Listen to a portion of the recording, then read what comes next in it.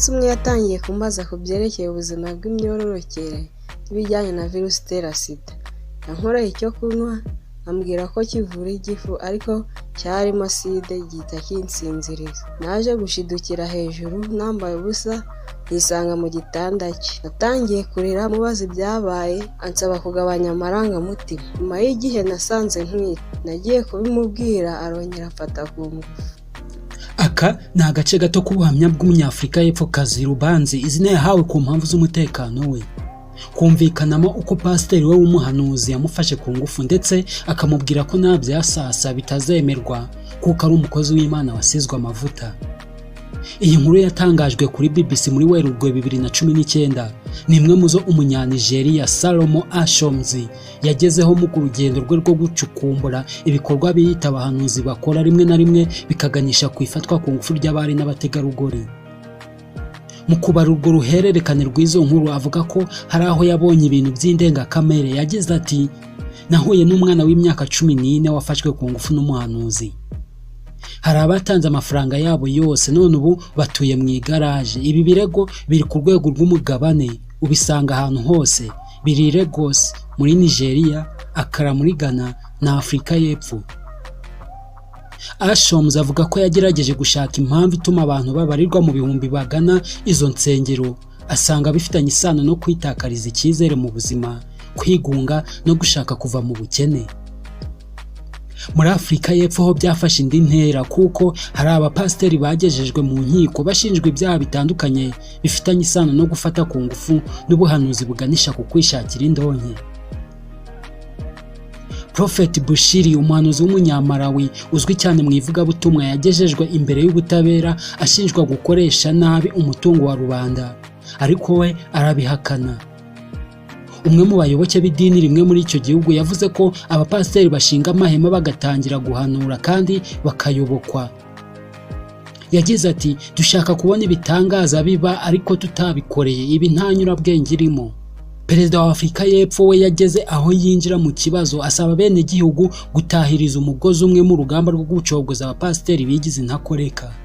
Umwera w'ibibera mu bihugu byo mu majyepfo n'uburengerazuba bwa Afurika warasakaye hose unagera no mu rw'imisozi igihumbi. Hano mu Rwanda uko ikirere cy'ubuhanuzi cyaguka usanga abapasiteri n'abakora ibitangaza bigarura imitima y'abayoboke benshi, bituma babakoresha ibijyanye no gushaka kwabo.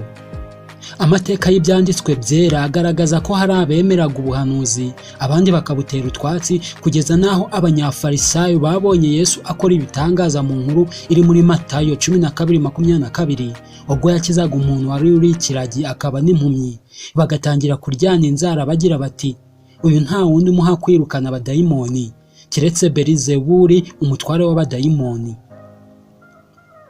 Muri iki gihe ho usanga urusengero rw'uwitwa umunyabitangaza ruyobokwa na benshi kuva ku mpinja na ba nyina kugera kuri ba basaza rukukuri baba bashaka kubaza Imana binyuze mu bahanuzi amasaziro yabo. Ubuhanuzi bukundwa cyane usanga bugusha ku kwifuriza abantu neza, iherekejwe no gutunga bagatunganirwa ndetse no gukira kw'indwara wakwitiza karande zananiranye nka kanseri, sida, diabete n'izindi.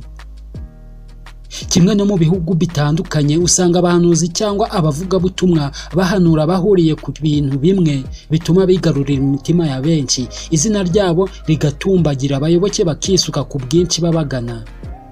Iturufu yo kwemerwa k'umuhanuzi zingiye mu gusora kw'ibyo yabwiwe iyo byaturutse ku Mana, koko nta gushidikanya ko bishobora gutinda ariko ntibyahera burundu, ni ugutegereza wizeye.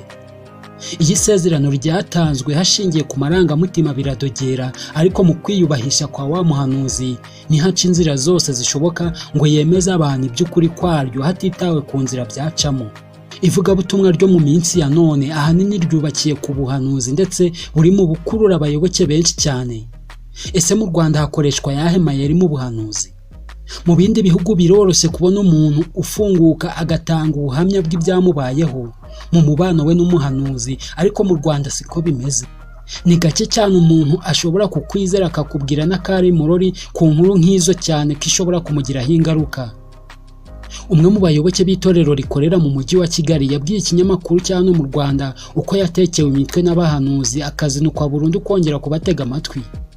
Mu magambo magufi yagize ati, umuhanuzi yampanuriye ambwira ngo mfate umunyu muterere ku mabati ngo birirukane ibirozi bari baranterereje. Nkibita mu gutwi nibutse ko umunyu iyo uwushize ku mabati abora cyangwa agatoboka. Nahise mbireka. Banza ni ibintu bacukura inzu bashaka kwerekana ko bazi birimo, nabyo ndabibona. Kuva icyo gihe ngo yahuzwa abantu bamuhanurira nyuma yo guhura n'abagerageje kumutekaho umutwe n'ibyabahira. Muri iyi minsi amasezerano y'ibyiza yahumye abantu amaso, byorohereza abahanuzi. Pasiteri wo mu itorero ADPR yabwiye icyo kinyamakuru cya hano mu Rwanda ko isi igeze mu bihe aho abantu bita icyiza ikibi, ikibi bakacyita icyiza kandi ntibibatera isoni. Yagize ati, abandi bigwizaho ababahanurira ibyiza gusa ariko ntibakomoze ku kureka ingeso mbi zabo. Iteka kandi ntibatana no kwigwizaho ababigisha inyigisho zijyanye n'irari ry'imitima yabo zibabwira amahoro, kandi nta mahoro y'umunyabyaha, bose baragana mu gucirwaho iteka. Ubu buhanuzi bugusha ku byiza bwizeza abantu ko nta teka bazacirwaho burayobokwa cyane kandi bukundwa n'ab'ingeri zose. Yakomeje avuga ko buri wese yishakira icyamumenyekanisha ku buryo anatanga ubuhanuzi yatumwe n'abandi cyangwa nawe yishakira indamu, bigatuma avuga ibyiza bijyanye n'ibyo yifuza mu mutima we. Yagize ati, turi kwakira abahanura basenyana cyangwa se bavuguruzanya. Bati Imana ivuze ibi kuri COVID-19. Abandi bati murabeshya. Abana mu gakiza nibo bari kubibabarizwamo cyane kuko abantu bibahejeje mu rungabangabo. Kimwe mu byemeza abayoboke ko umuhanuzi bakurikiye ari muzima ni uko avuga ibintu bikaba.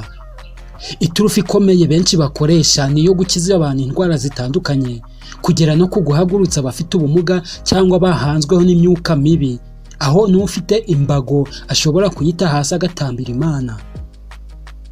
Amakuru afitiwe gihamya ni uko hari bamwe mu bavugabutumwa bajya mu byaro bya kure bakavanayo abantu wakwita ko ari beza mu kwigana imico y'abandi, akiyerekana nk'ufite ubumuga nyamara ari muzima, ahubwo yabaye igikoresho cyo kwemeza rubanda nyamwinshi. Benshi muri bo usanga bahuriweho ku buryo bashobora no guhererekanywa, bagakora nk'abanyabiraka, bishyurwa, bagakorerwaho ibitangaza bikomeye. Niba warateraniye aho bahanurira, uzi ibibazo umuhanuzi ababaza umuntu baganira. Turaziranye? Si ubwa mbere umbonye? Nigeze nguhamagara? Hari umuntu wo mu muryango wanyu tuziranye? Uhereye aha wakwibaza impamvu y'ibi bibazo. Niba ukoresha imbuga nkoranyambaga nka Twitter, Facebook, Instagram ndetse na WhatsApp, uzi neza nk'amakuru wasangije abagukurikira mu cyumweru gishize.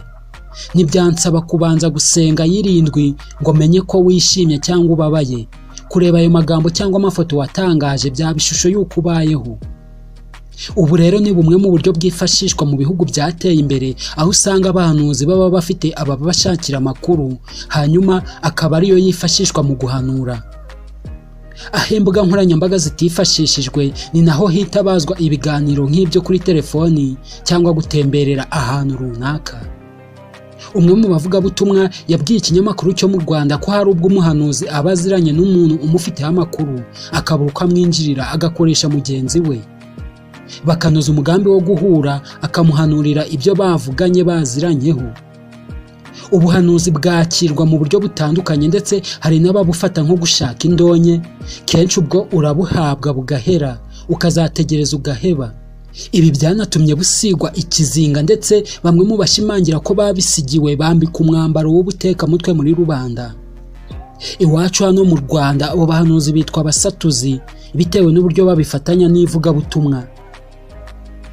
Abasatuzi bafatwa nk'abigisha Bibiliya baca hejuru, ahubwo bacuruza ijambo ry'Imana, bavuga ko ituro riremereye cyangwa gutamba isaka wawe biguhesha imigisha, bigatuma bahanurira aho bageze hose. Abasatuzi barimo abahanzi n'abapasiteri baniyita ibiharamagara, ibifaru, intare zo mu rusengero, bitinze bizasohora, umwami wa Karago ndetse n'andi mazina menshi agiye atandukanye.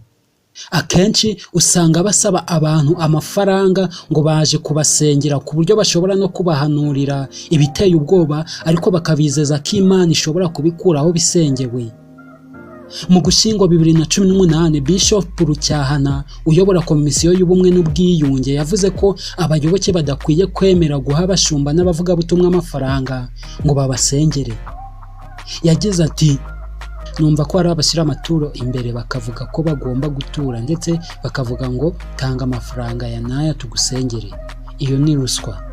Icyo kinyamakuru cya hano mu Rwanda cyamenye ko bamwe mu bahanuzi iyo bagiye gusura umuntu bifuza guhanurira, hari ubwo bitwaza ibintu bagera iwe bakabishyira mu gipangu cyangwa mu nzu nko mu ntebe, bakazagaruka bavuga ko hari ibyo Imana yaberetse. Umwe mu bo byabayeho yavuze ko iyo utabaye maso aho unasabwa ituro ryo kwihumanura kandi ukaritanga. Inkuru twatangiriyeho yerekana umwe mu bakobwa wasambanyijwe n'umupasiteri we amushukishije icyo kunywa yavugaga ko kimukiza igifu. Benshi mu rubyiruko bifuza kubaka urugo nabo bakagira umuryango uzabitirirwa. Hari ibikorwa nk'ubukomisiyoneri aho umukobwa cyangwa umuhungu bavugana n'abahanuzi bakabahuza n'abo bifuza kubana, bigatwererwa ko Imana yavuze inashyigikiye uwo mushinga nyamara ari amarangamutima n'inyungu bishakira. Abahanuzi kandi batungwa agatoki ku gukoresha imbaraga z'icyizere bagirirwa mu gusambanya abakobwa n'abagore, bababeshya ko bari kubakuraho imivumo na karande zibazitira kugera ku byiza. Ibi rimwe na rimwe nibyo bivamo gusenyuka kw'ingo, cyangwa umuhanuzi akaba yanasaba bashyingiranywe gutandukana kuko nta mugisha uri mu rugo rwabo. Uburyo rukumva abayoboke b'amatorero bazitwara imbere y'abakozi b'Imana bashobora kubagusha mu mutego wo kubizeza ibishobora kudasohora, ni ukubakira ku ijambo ry'Imana no kudakururwa n'ababizeza ibintu by'ibitangaza. Iyi ni Byose Online TV. Kora subscribe niba utari wakora subscribe, ubundi ugenda ugezwaho amakuru yagiye atandukanye tugenda tubagezaho. Njye ni niwe Tajanga, mukomeze kugira ibihe byiza.